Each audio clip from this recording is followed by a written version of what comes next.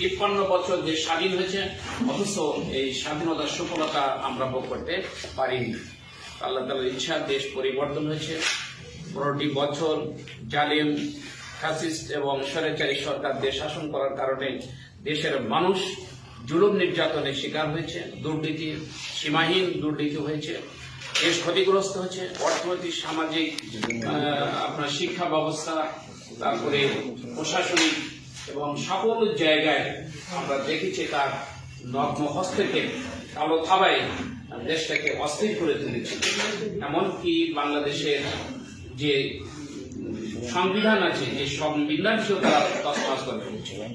সেই মুহূর্তে এদেশের দামাল ছেলেরা, যারা প্রায় 2000 মতন ছাত্র জনতার রক্ত বিনিময়ে দেশ আবার নতুন করে স্বাধীনতা পেয়েছে।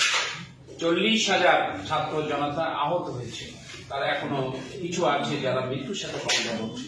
ঠিক এই মুহূর্তে এই বাংলাদেশকে সামনের দিকে এগিয়ে নিয়ে যাওয়ার জন্য, জাতীয় ঐক্য গড়ে তোলার জন্য, দেশের সংস্কারের জন্য এবং জাতীয় নির্বাচনের জন্য আমাদের এই প্রিয় নেতা, সারা বিশ্বে যিনি আলোড়ন সৃষ্টি করেছেন, মানবিক নেতা আমাদের ডাক্তার শফিকুর রহমান আমির জামাত, তিনি দেশব্যাপী সফর করছেন।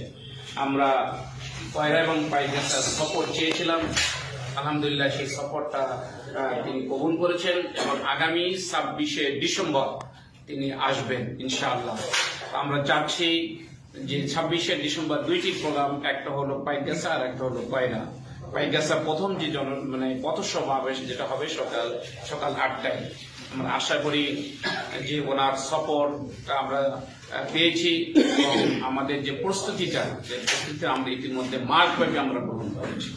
আমাদের নেতৃবৃন্দ যারা আছেন, আরামকে হারাম করে দিয়ে মানে এই 10টি ইউনিয়ন এবং একটা পৌরসভার সকল নেতা এবং কর্মীরা তারা প্রত্যেকটা বাড়িতে বাড়িতে গেছে এবং আপনারা দেখেছেন লিফলেট আমরা দিয়েছি, আমরা পোস্টার দেওয়ালে দেওয়ালে আমরা লাগানোর চেষ্টা করেছি, গেট করা হয়েছে, ব্যানা করা হয়েছে, মিছিল করা হয়েছে এবং প্রত্যেকটা মাইকিংও চলছে এবং আগামীকাল পর্যন্ত এই মাইকিংটা অব্যাহত থাকবে আশা করি।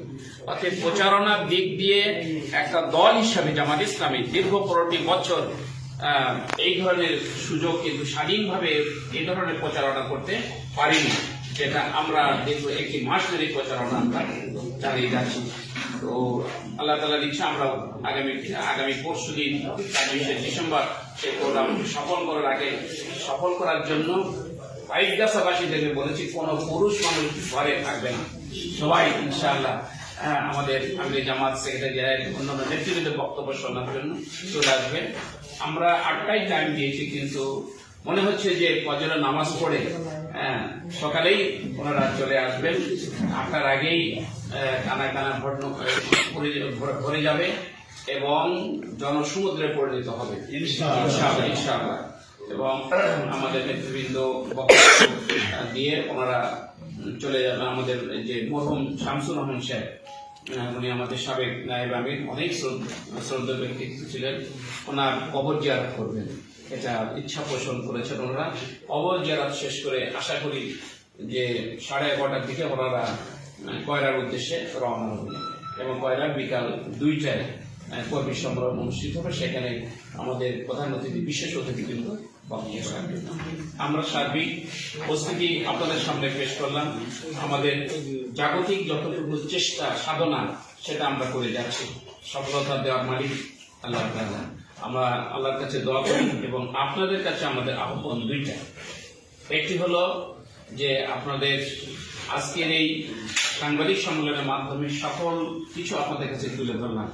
আপনারা যেহেতু এখানে জাতীয় এবং স্থানীয় পত্রিকার সাংবাদিক আছেন এবং প্রিন্ট এবং ইলেকট্রনিক মিডিয়ার আপনারা সাংবাদিক আছেন, আপনাদের কাছে দাবি হলো যে আপনারা আজকের এটা যদি সংবাদ আপনার চতুর্দিকে যদি ছড়াই দিতে পারেন লেখনের মাধ্যমে, তাহলে আলহামদুলিল্লাহ আগামী পরশুদিন দেশ এবং জাতি, বিশেষ করে এলাকার লোকজন জানতে পারবে। এই সহযোগিতা আপনাদের কাছে চাই।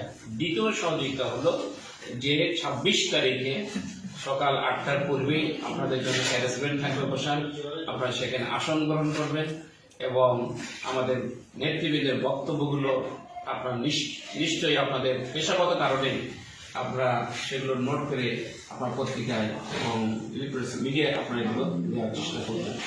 অনুরোধ রাখবে একটাই, যেটা আমাকে আমির জামাত বলে, যেটা বক্তব্য দিবে এর বাহিরে কোনো বক্তব্য আপনাদের যখনই যাতে উঠে যেন না আসে, কোনো বিভ্রান্তমূলক যাতে করে আমরা জাতি যেন কোনো বিভ্রান্ত না হয়, যা বলবে ওইটা আপনারা লেখার জন্য চেষ্টা করবে, এটা অনুরোধ আপনাদের।